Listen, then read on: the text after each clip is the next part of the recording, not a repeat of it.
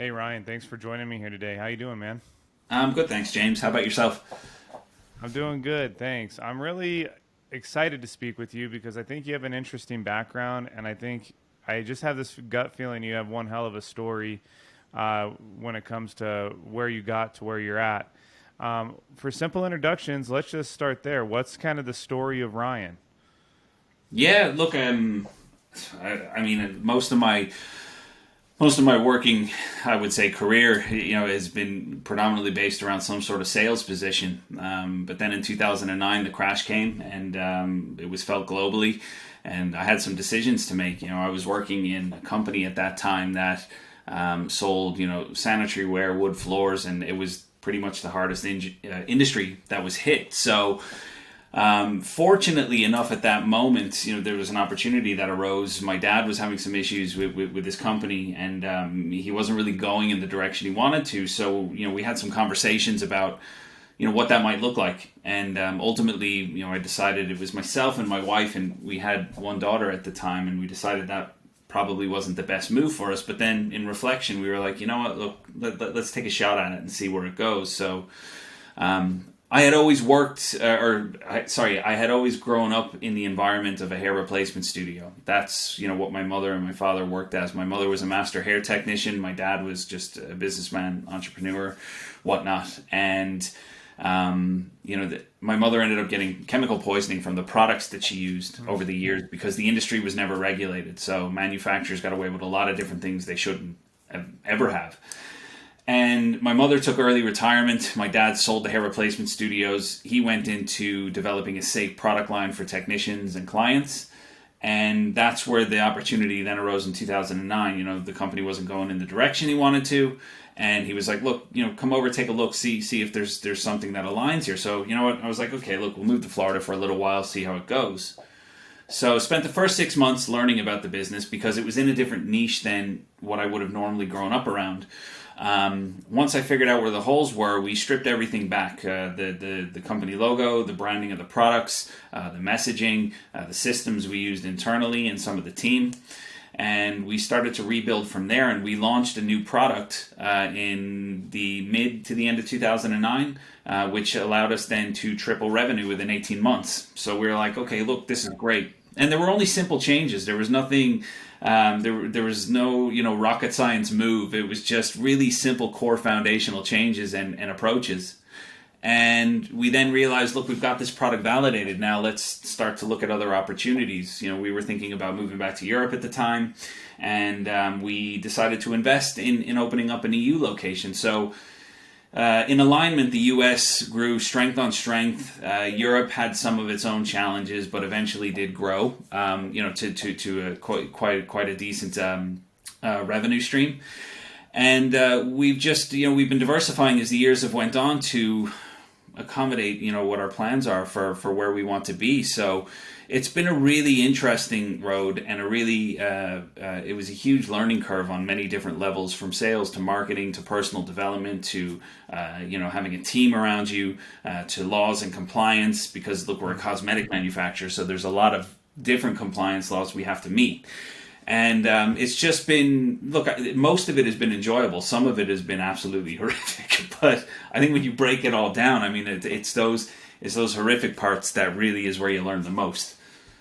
Absolutely. That's really interesting. I'm going to hit you with two questions here. One's more on the personal side, and then we'll go back into the business realm here because I'm really interested with what you said. So when you were making the transition to kind of jumping in full time here, moving from Florida, I know you're in Ireland now. I'm assuming you moved from Ireland to Florida.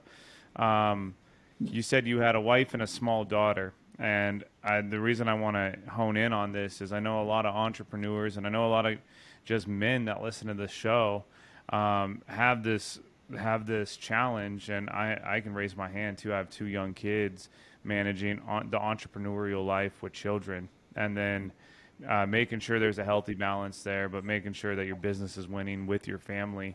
Not only did you have to probably, it sounds like, manage some of that, but you also had to move them, to a whole different country. What was that transition like, being a father, being a new beginning a new entrepreneurial endeavor?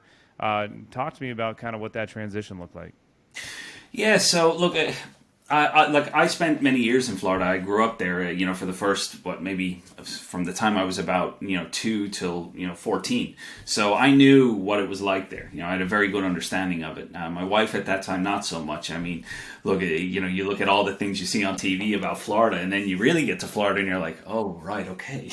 It's not exactly as I pictured it. So there was an element of culture shock, absolutely. And even more so different because we had a young daughter at that stage, and it took us quite a while to find our feet because you're really setting everything else up from the beginning. You're talking about getting a driver's license, getting insurance, getting the foundational things right, and that took quite a lot of perseverance because it's kind of polar opposite to the way you do things here in Europe. And for me it was fine because I went in looking at it in a specific way, but look, as a family it always becomes a challenge because there's a lot of learning curves involved in that, because you're never truly just thinking for yourself, you're thinking for everyone. So it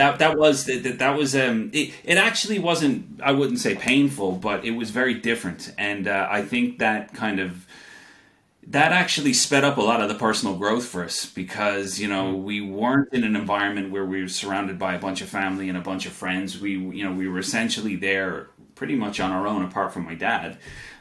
So we were just learning how to be as a family at that point. So I think looking back in hindsight, it was actually a perfect time because it really forced us into a position to address the things that maybe some people don't get a chance to address for maybe 5, 6, 7 years down the line, or when an opportunity arises that forces them to do it. I think fortunately for us, it just happened at a good time. Well, it seems like too that would test your comfort zone as a family, as a unit, and when your comfort zone gets tested, change is inevitable, and typically you rise to the occasion. Us as humans tend to rise to the occasion, and growth happens. So that's awesome. Moving to the business side here real fast. You said when you first joined, you tripled revenue. I think you said in those first 18 months, and you said just simple changes were made. I think a lot of people listening right now would love to triple revenue. Again, I'll raise my hand. I think that's a great accomplishment. What were some of those simple changes that you implemented that you really saw that immense growth from? Yeah, so it came down to 3 pillars, and there's marketing and there's sales involved in those. So as I said, we stripped everything back and we rebuilt the company logo to look a lot more, not so like a mom and pop operation. It was more, I wouldn't say corporate, but like more in that direction. And we changed our messaging, built a new website. Our products got a full rebrand, so it looked really crisp, really clean, really sharp. And where I believe so there's 2 aspects that I believe had the most impact, and it was from a product development point and it was from a sales perspective. So my father always had these base formulations of the products that he was selling, but they were missing some really key core components, ingredients, you would say, that were stopping it from being a great product to be an exceptional product. And fortunately, when I was there, those ingredients became available through development from other manufacturers. So, and they were water and oil resistant properties. So when we got our hands on those and went back and started to redevelop the product, we did our testing and everything was working great. And then we said, you know what? Let's not even, go deeper into the testing route. Let's just let's take the approach of done is better than perfect, and let's just see what happens. So, where the marketing side came in then and the sales side, I spent about 3 months manually building a database, of hair replacement studios in the United States. I think when all was said and done, I probably had entered maybe 5,000, 6,000 studios manually. And you know what? It was great because it gave me a really good understanding of where they were located, the type of companies they were, the size of the companies they were. And we used that database then to just do a direct mail campaign with a simple 2-sided postcard. And one side was the product, testimonials. The other side was product benefits and where to call for your deal. And we sent it out. I remember sending it out in 3 separate weeks, because we were like, look, if we send all these out and we get inundated with calls, there's like 3 of us here. We're never going to cope with that. So we did it. We did like maybe 1,000 to 1,500 a week, and the phones just rang off the hook. Everyone wanted to try this product, because, we did the simple things right.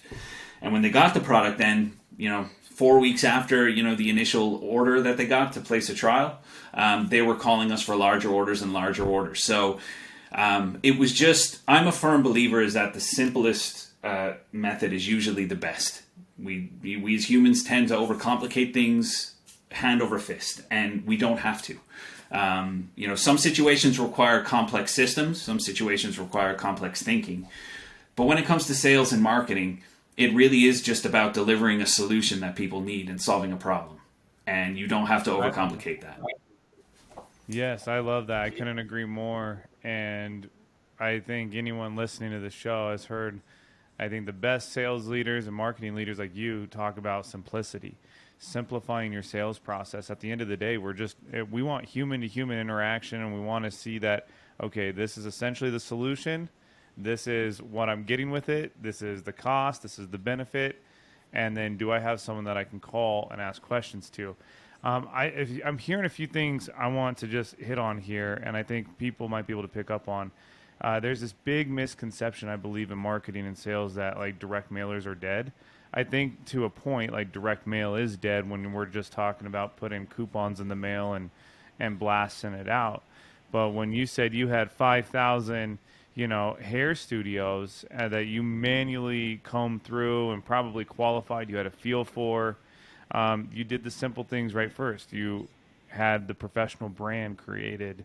You went and you honed that database. You didn't just purchase some random list. And then you sent out mailers, and think about the ROI on something that, and I say small in a good way, right? It's something simple, I should say. Think about the ROI on that really helped triple revenue. I think that's just incredible. Yeah, and that's the thing. It was, it was the one thing. Look, I think if I remember correctly, the mailer in total cost us about $15,000, I think, and we ended up making. We tripled revenue, so we went from making kind of mid 250s to 750 to 780, within 18 months, and it was just like it was a no brainer,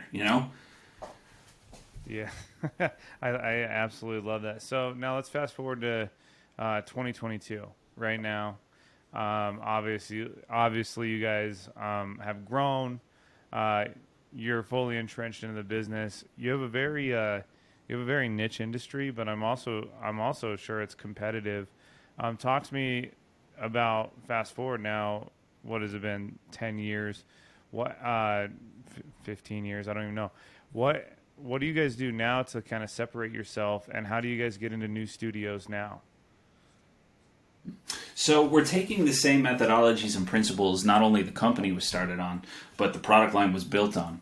And we're diversifying into a deeper range of cosmetics. So whereas, normally we would have accommodated for only hair replacement studios and the science behind that, we're now taking those same principles and moving deeper into the manufacturing space. So we have a facility in Florida, it's about 17,500 square feet split between office and warehousing. We have another acre beside it, which we're about to build another 20,000 square feet on. Here in Europe, we're just in the transition of expanding our operations from 10,000 square feet to 50,000 square feet.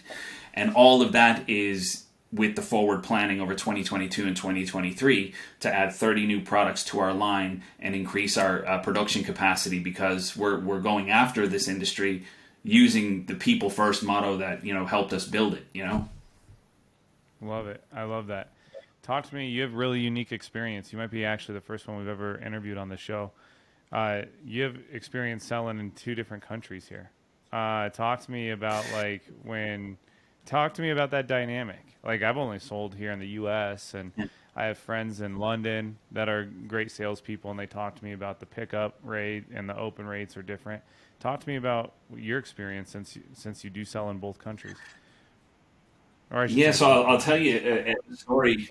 Yeah, a story from the personal side of things in that regard. So it was right after we had come off of the tripling of revenue in the United States, and we were making the plans to open in Europe. And I was like, look, I got this, no problem. We're going to take the same principles, the same methodology. We're going to bring it over here, and we're going to roll it out, and it's going to be grand. It's going to be perfect. The first 6 months we opened here fell flat in my face. And I was just like, wow. I realized very quickly that the way they do business in Europe is way different than they do business in the States. And it's not a bad thing. It's just a factual difference.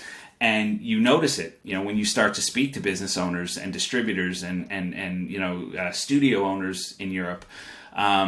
So I had to really get in on the ground. I started doing a few small trade shows and really getting to the core of what they were about and what they expected from their suppliers.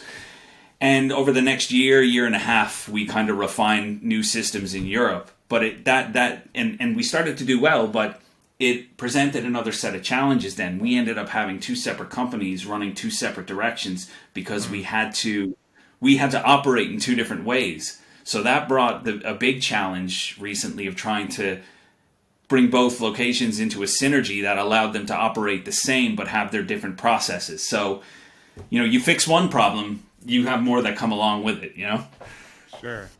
Well, talk to me from a leadership standpoint then. I think that's really interesting. How do you kind of keep camaraderie amongst, the same company in two substantially different locations and communicate the same message? Talk to me kind of about some of your challenges and learnings trying to make sure that you guys are all one unit there.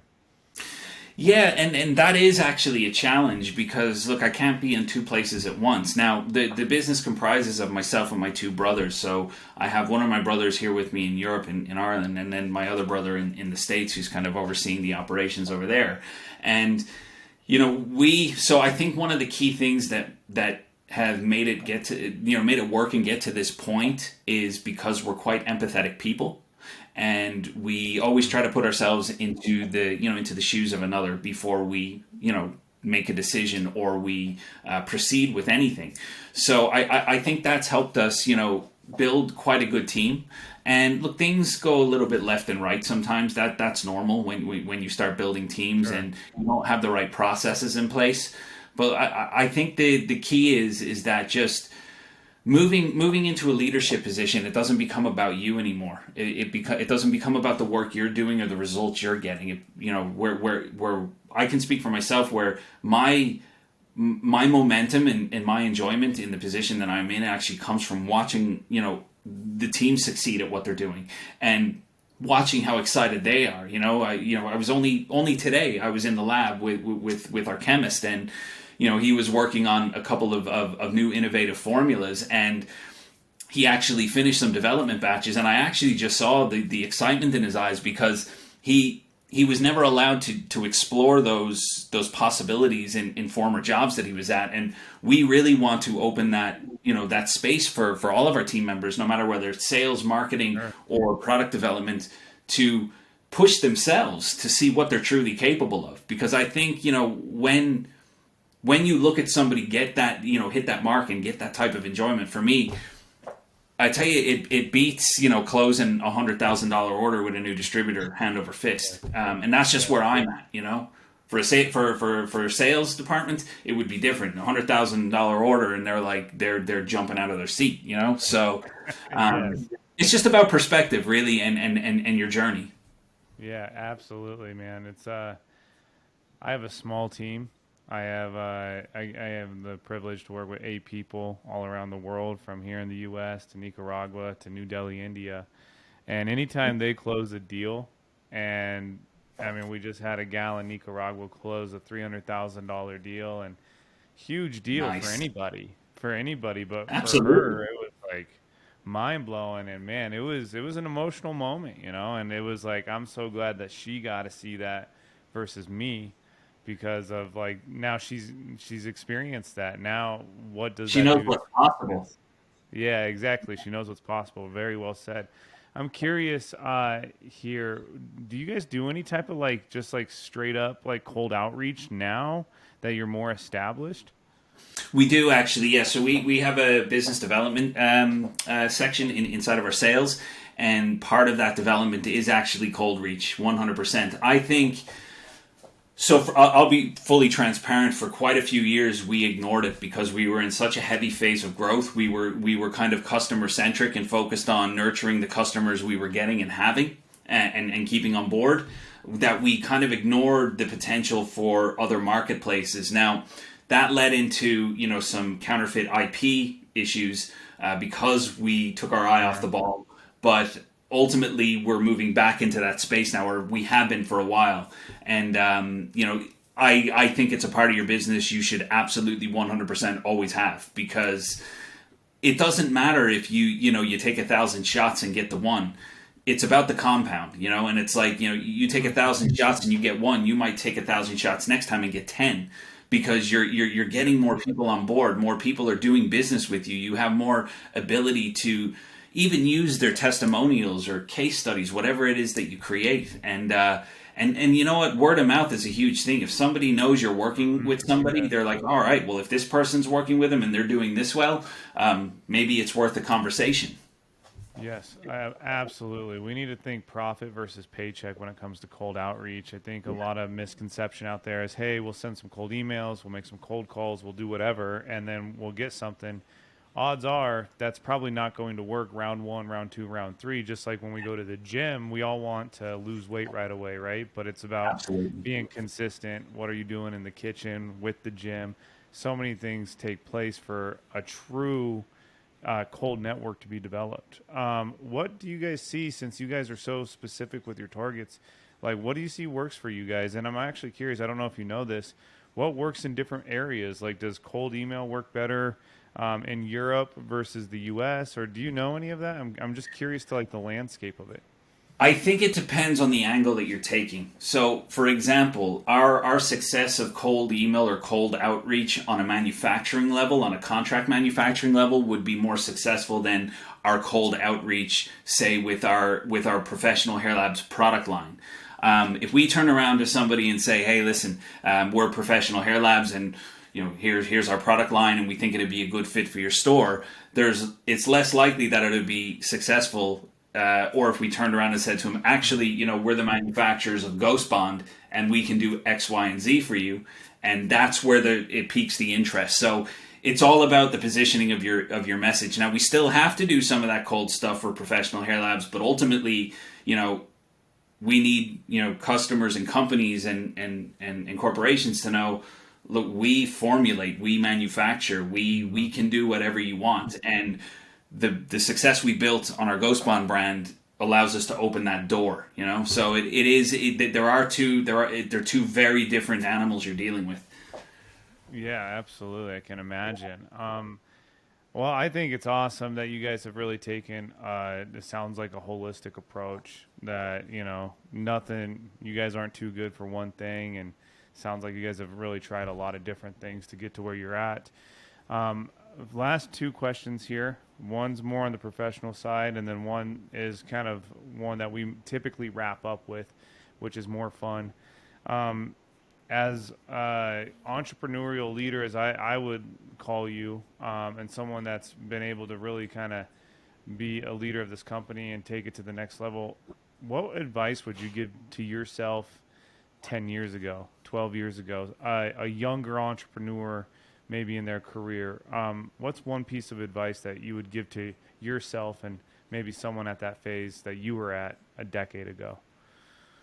You don't. Some of the advice that I would give is, don't kind of bog yourself down in overthinking or taking on other people's, opinions, because ultimately, whatever they tell you, if something cannot be done, it's just them projecting their fear on you. It's you're going to have to make mistakes. This is, you'll never show me a successful business person that's got it right every time and has learned a ton, so you have to be willing to be in it for the long haul. So don't let failure and don't let, other people's opinions about what you should or should not do dictate the decisions that you make moving forward. Just get on with what you want to do. And that's how you'll find your passion and your true passion. Because look, ultimately, even looking back at our company, the whole foundation of the company is built on safety first, and that was my driver for many years after experiencing what I experienced growing up in the industry.